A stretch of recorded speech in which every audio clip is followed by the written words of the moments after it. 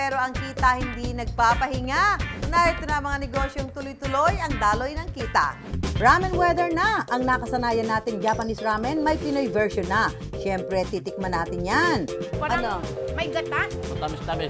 Parang siya pong palabok na sotanghon. Yung lang kasi usually sineserve siya sa amin during cold weather. Siya yung equivalent namin sa sopas or ramen. 40,000 per month po yung net namin. Tapos yung gross po, so maabot kami ng 90,000 to 100,000 po.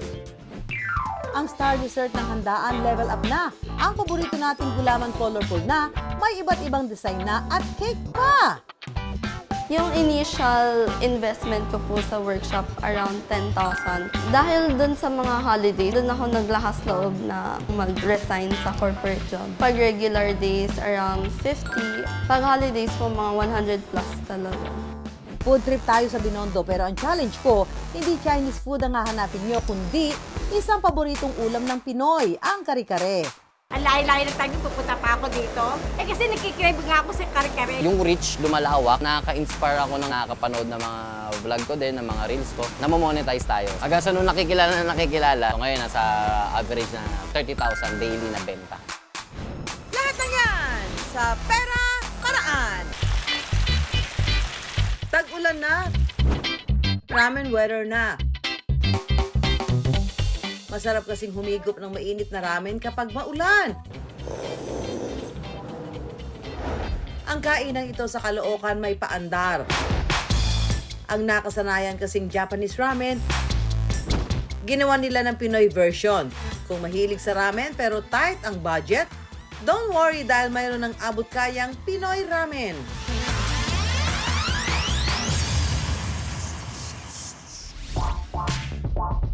Kung titingnan, akalaing Japanese ramen. Pero kapag natikman na, lalabas ang Pinoy na lasa. Ang kanilang Filipino-style ramen, ginagamitan ng Miki at bihon na noodles. Hindi chashu, kundi hinimay na karne ng baboy ang nilalagay na toppings. Naglalagay din sila ng ordinaryong nilagang itlog sa halip na marinated egg. At pagdating naman sa sabaw, ginawang mas creamy at savory. Sa halagang 65 pesos at 95 pesos, makabibili na ng Pinoy ramen. Siyempre, hindi po siya magiging affordable kung i-maintain po natin yung usual na ramen, which is ranging from 300 to 400 pesos, yung normal po sa mall. And meron din po namang mga ramen na low budget and ranging from 100, pero hindi po sila Pinoy style. Ginawang makamasa ng magkasintahang Ian at Meryl ang ramen at inangkop sa panglasang Pinoy. Pero ang produkto hindi na raw pala bago. Ang inspirasyon nila, ang nakasanayang pagkain ng pamilya ni Ian, ang pansit lang-lang. So yung lang kasi usually sineserve siya sa amin during cold weathers and rainy seasons kasi nga para siyang staple food namin. Siya yung equivalent namin sa sopas or ramen para mas maging affordable but with a twist. Ang pansit kung saan hango ang Pinoy ramen, malapit sa puso ni Ian. Yun sa lola ko po, yun po yung talagang pinaka-naaalala ko dyan sa langlang na yun. Kasi siya po yung talaga nagluluto sa amin nung magpipinsan nung bata pa kami. Sa kanya ko po na natikman yan. In memory of my lola, ginawa ko pong immortal yung isa sa recipe niya, which is yung pong langlang. Kung hindi lang po kami nakakaalam dapat na masarap siya magluto, dapat malaman din po ng ibang tao na Ginawang makamasa ng magkasintahang Ian at Meryl ang ramen at inangkop sa panglasang Pinoy.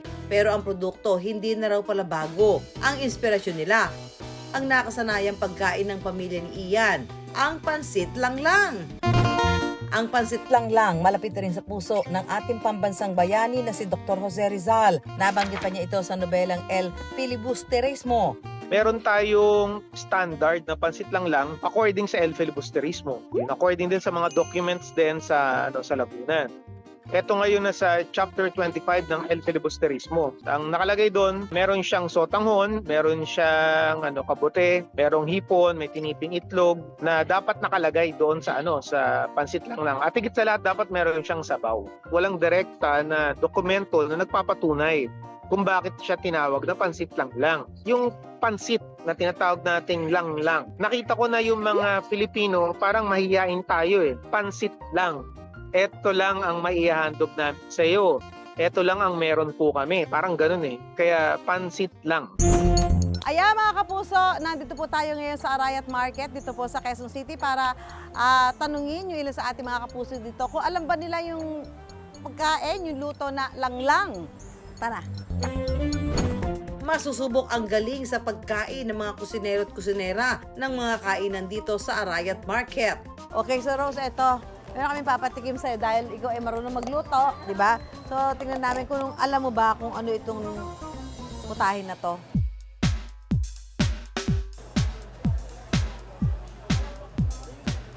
Palabok. Hindi. Nalalasahan ko parang parang Ano? may gata. May gata? Ano pa? Parang curry. Parang pansit malabon. Pansit? Hindi. Hindi rin. So, ang hindi mo dumi alam kung ano talaga. yan.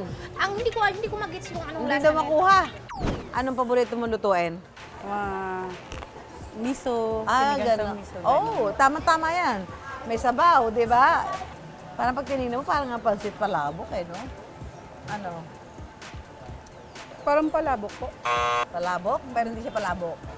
Masabaw eh. Masabaw. Okay, yung lasa. Same lang naman sa palabok. Na ano? Na medyo maalat na savory. Para siya pong palabok na sotanghon. Palabok na sotanghon. Opo.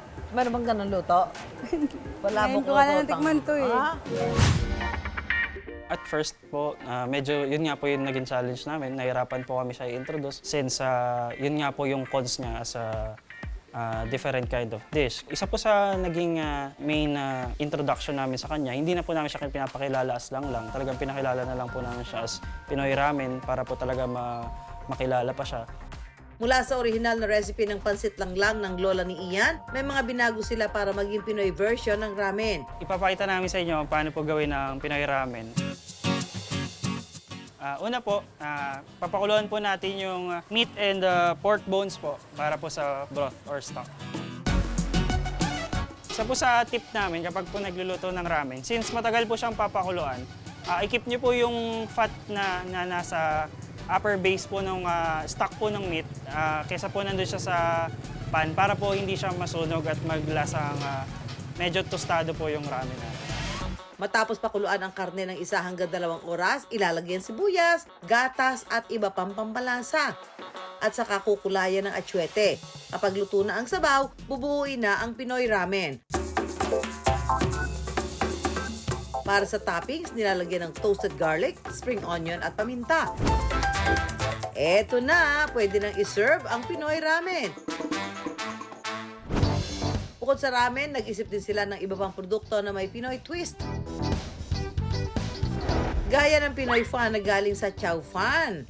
Naisipan po namin mag-business na kasi po gusto na po namin makasal and ayun po, para mas mabilis po makapag-ipon.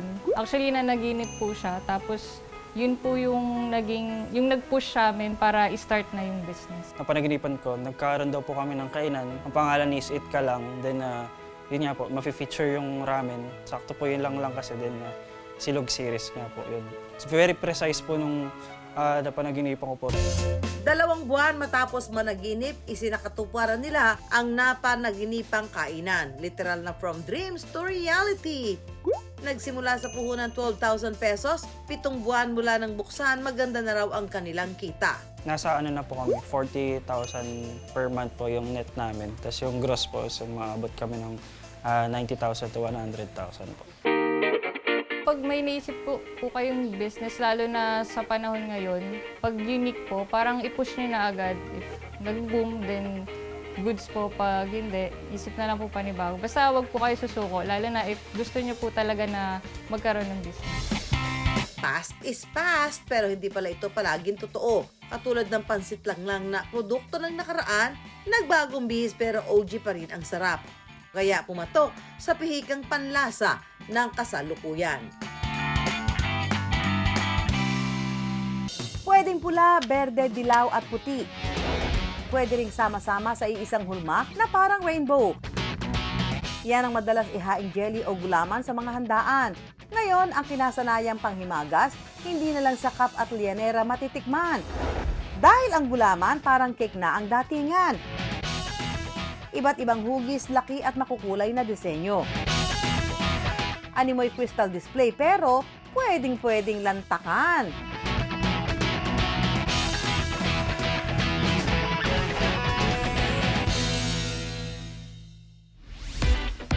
Meet Lou, ang jelly master sa likod ng makukulay na jelly cake na ito.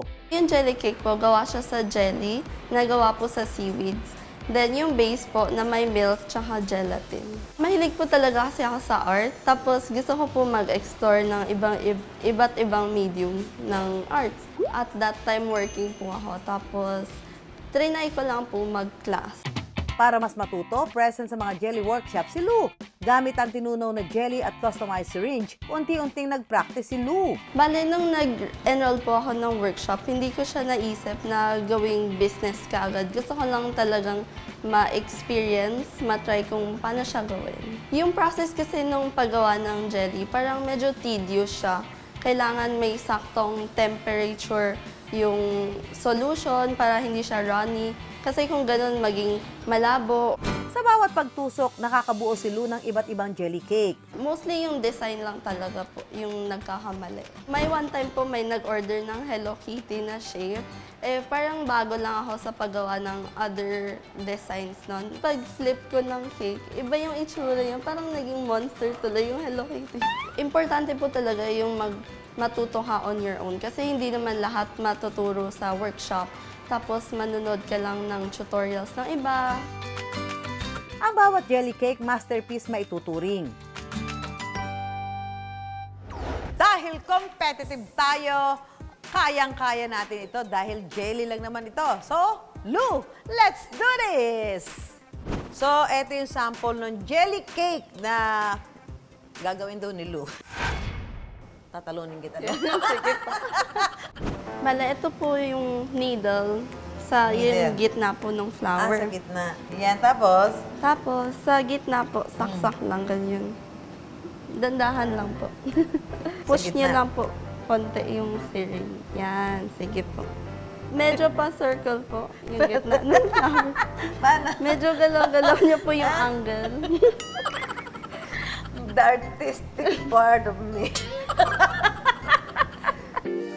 Sa paggawa ng base, paghahaluin lang ang jelly powder, asukal at tubig. Lalagyan ito ng flavoring para magkaroon ng lasa. Papatigasin po siya. Usually, mga 2 hours minimum po. Tapos, i-ref po. Usually, overnight ko po siya nire-ref. Pag hindi po kasi siya nag-set ng tama, malambot po yung jelly. So, may chance na babagsak siya on the way. Sa paggawa naman ng makukulay na disenyo, gatas, jelly at food coloring naman ang gamit ni Lou. Kapag matigas na ang jelly base, atak Susan! Gawin na ang pangmalakasang design. O, tama ba ng kaunti? Opo, pero malayo. Dapat dito po sa center. Paulit-ulit. Sa center po. Mukhang ako ang matutunaw dito sa ginagawa ko. May pag-asa kayang mabenta ang jelly cake ala Susan? Kaya mo na, hindi naman ito contest. Pagiging kakaiba ang isa sa bentahin ng jelly cake business ni Lou. Yung initial investment ko po sa workshop, around 10,000. Tapos, in-encourage ako ng mentor na sabi niya, oh, malapit na yung Chinese New Year, sakto, ganun. So, talaga ever since nun, after nun, talagang pinursu ko, pinactice ko siya, day in and night. Pero kung DIY muna ang naisubukan, Siguro around 2,000 meron na po, ganun. Nung start lang, round lang, tsaka koy, tapos gradually nag-add ng ibang sizes. ang bawat kulay at detalye ng kanyang cake masinsin at mano-manong hinuhulma. Pinaka-basic po na kailangan yung needle. Yun po kasi marami siyang magagawang shape. May mga fruit flavors like lychee, almond, mango, ganun. Recently, nag-explore po ako sa 4D na cakes.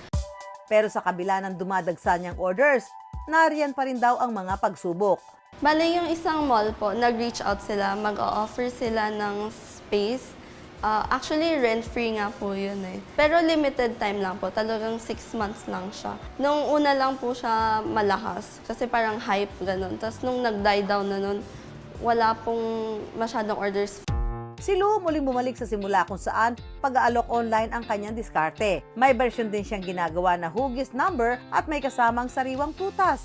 Kaya pag-flex niya online, hook agad ang kanyang mga suki. Ang dali-daling ginagawa ni Lou. Ako hirap na hirap naman. Kung boom ang negosyo ni Lou, mukhang napaglipasan naman ang aking jelly cake. Kaya hihingi ako ng tips sa master jelly maker. Pati magpaghawak ng ano, no? May ganun eh. May style, no? Opo. Angle lang. Angle. Sa First center. time. Apo. Yan, tama po. Sa center po. Dito. Yan, dyan po. Sa loob po kayo magpipindot ng Ba't nauna yung pindot kasi tutusok muna, no? Ayan, Bago tingnan niyo po, nag-form na yung leaf. Sa loob, teka lang. Apo. Yan. Yan, okay Ayun. po. Yan. Ay, pero bulaklak na siya kaya, Opo. no? Maganda na ba? Pwede na? Ano? Yan, pwede na po.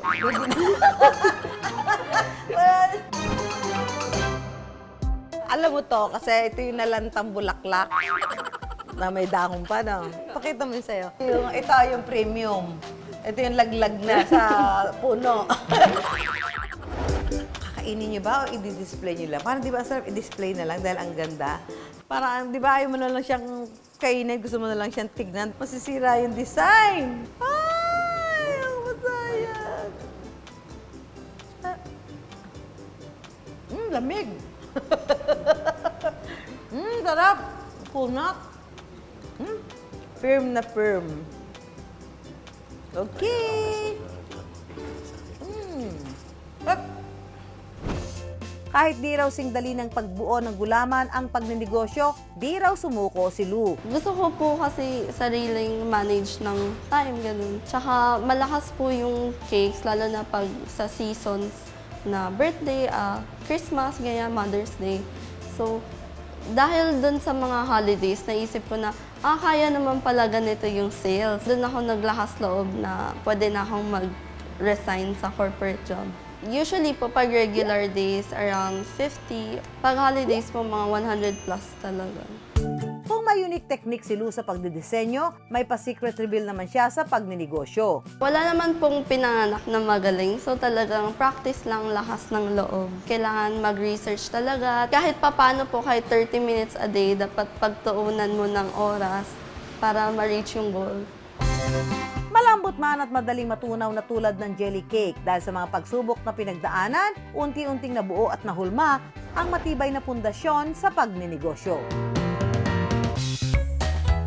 Crispy pork na may nutty sauce at meron pang bagoong on the side. Craving mo rin ba ang kare-kare? Paano kapag araw-araw ito ang iyong craving? Caring-carry yan dito sa isang kainan sa Binondo kung saan abot kaya ang Filipino favorite ulam na ito. 3 buwan pa lang itong nagbubukas pero kumikita na ng 5 digits kada araw.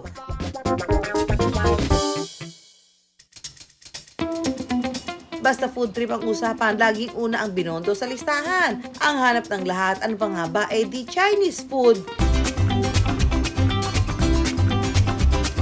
Hello guys! Welcome back to me, to Young and Beautiful Me. This tayo ngayon sa Binondo para mag-food trip. Pero eto ang twist, hindi Chinese food ang ating hahanapin, kundi Pinoy food na paborito ng marami. Kaya, samahan niyo na ako. Let's go! Kain na tayo! Sakaling ito sa Binondo, may pinipilahang kainan at ang dinarayo ng mga parokyano, kare-kare. Ang aling ito galing pa raw sa Taguig. Kasi napanood ko sa vlog, di ba? Ang layo-layo ng Taguig, pupunta pa ako dito. Kasi nakikrave nga ako sa kare-kare. Gusto ko talaga kare-kare. Sa unang tingin, ordinaryong kare-kare lang naman ito, pero ang sikreto, nasa sauce daw. Ano kaya yun? Si Chef Mo ang may-ari ng kainan. 3 buwan pa lang ito mula nang magbukas, pero grabe na ang dumog ng tao, lalo na sa tanghali at gabi. Dati siyang chef sa mga hotel at cruise line, at ngayon ay sinubukang magtayo ng sarili niyang negosyo. Pero bakit nga ba kare-kare? Kasi ako, laking Binondo ako. So, yung mga Chinese food, sobrang accessible eh. Kahit saan, makakabili ka, makakakain ka. Alay sa kare-kare, kailangan kumain sa mga mamahaling restaurants, di ba? So, masyadong pricey, di ba? So, ang hirap nga hanapin. So, yun. Kaya sabi ko, kare-kare, try natin. Kumbaga, introduce natin sa masa. Ito ang kanilang budget-friendly meal na lechon kare-kare with rice. Sa halagang 100 pesos, solve na ang cravings mo. Kung nakaka-LL naman o nakaluluwag-luwag, Meron silang kare-kare overload na may lechon kawali, karne ng baka at pata. 250 pesos lang ito. Ito si Chef, oh. Ayan. Balita ko, dinudumog tong ano mo, tindahan mo dahil sa kare-kare. Oo, nag-trend tayo sa social media, no? So, awareness ng tao kumalat. So, lahat ng dumadayo ngayon dito sa Divisoria. Hinahanap ang kare-kare mo. Oo. Siyempre, biro mo, pag Binondo, ang hinahanap dito, mga Chinese food, di ba? Hindi ba ginagawang first stop sa Binondo Food Ah, Court? talaga? Oo, Ngayon? So, first stop tayo ng kare-kare, then Oo after nun, nga Chinese food. naman. Tsaka sila yung Oo. Bago nakamit ni Chef Mon ang tamang recipe sa negosyo, inalat daw siya ng malala noon. 2021, sa Caloocan na ako may physical store, no? So, syempre, yun nga. Kare-kare din. Yun, actually doon, iba-iba yung struggle ko doon eh. Kaya pa-iba-iba ng menu, may mga sizzling. So, hindi kare-kare. Oo, noong 2024 talagang hindi na kaya eh. Oo. Nalulubog na ako sa utang. Umabot ng kalahating milyon ang inutang na puhunan ni Chef Mon para sa naunang negosyo. Technicality, alam ko yung operation. Alam ko paano, how to make, paano gumawa ng masarap na pagkain, magluto and everything, no? Pero the problem is, hindi ko alam paano magnegosyo. Learn from your mistakes. Siya na naging motto ni Chef Mon. Nabigyan ako ng opportunity na magkaroon ng space dito sa Binondo. Napag-aralan ko, nag-aaral na din ako tungkol sa negosyo. Oo. So, doon na nagsimula na. Ipapakita ngayon ni Chef Mon ang sikreto ng kanyang kare-kare, ang sauce. Unang iginisa ang sibuyas at bawang. Ay, noon na pala ka sibuyas. Bakit? Para kasi mas madali kasi masunog ang bawang, ang garlic. Bakit puting sibuyas? Bakit hindi pula? Matapang kasi yung flavor ng pula. Actually, ang masarap sa sibuyas sa puti, ang sarap niyang kainin kahit dilaw. Yeah.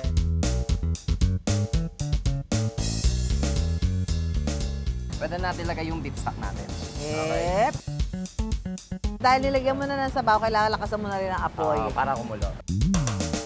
Isunod na ang giniling na mani. Hindi peanut butter. Hindi, Mani kasi- talaga to. Oo, Bakit yung- mani? Yung peanut butter kasi may sugar component siya eh. Ah. So that's why Ito, nagiging... mani talaga. Oo. Ang banga amoy mani. Parang gusto ko tuloy itong kainin itong ginili. Hindi pwedeng makakalimutan ng pampakulay na atsuete. Tikman na natin yung... Wala pa ba ng Ano ba to? Sauce.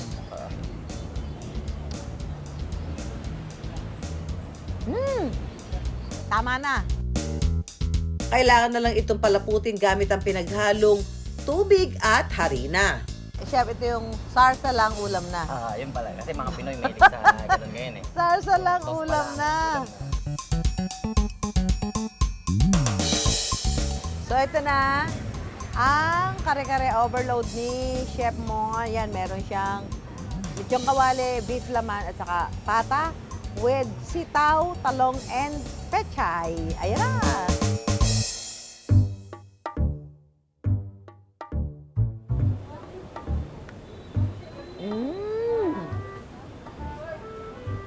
Sarap! Walang itulak kabigin. Masarap nga naman talaga ang kare-kare ni Chef Mon. Ito na ang favorite kare-kare ko.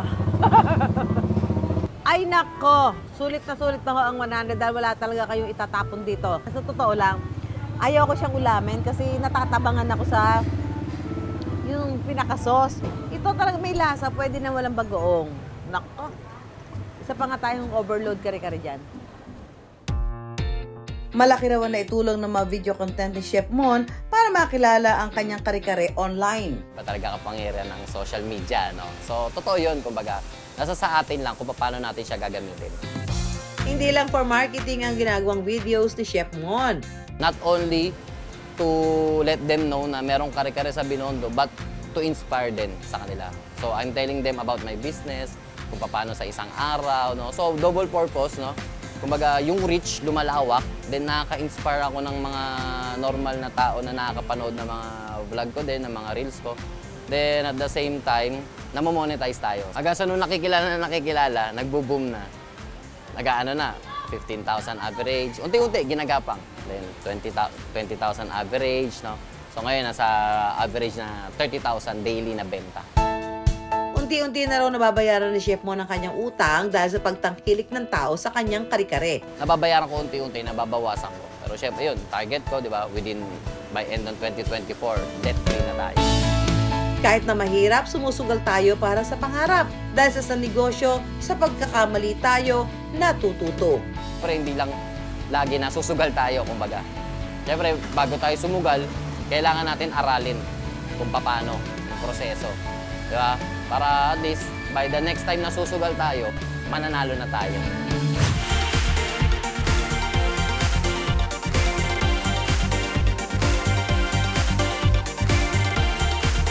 Pinatunayan ni Lou na kahit madami ang pagsubok na hinarap niya sa kanyang negosyo, hindi siya matatalo nito kundi mas magkakaroon siya ng lakas at talino sa pagnenegosyo. Wala mang experience sa pagnenegosyo si Chef Mon, naglakas loob pa rin siyang pasukin ito. Pinag-aralan niya ang bawat aspeto ng kanyang negosyo at ngayon, wagi na ang kita nito. Ang kinagisa nating pansit lang may laban pala sa ramen ng Japan. Salamat sa original recipe ng lola ni Ian plus konting twist. Ngayon, isa ng negosyong pinagkakakitaan. Kaya bago manahalian, business ideas muna ang aming pantakam. Laging tandaan, pera lang yan, kayang-kayang gawa ng paraan. Samahan nyo kami tuwing Sabado, 11:15 ng umaga sa GMA. Ako po si Susan Enriquez para sa Pera Paraan.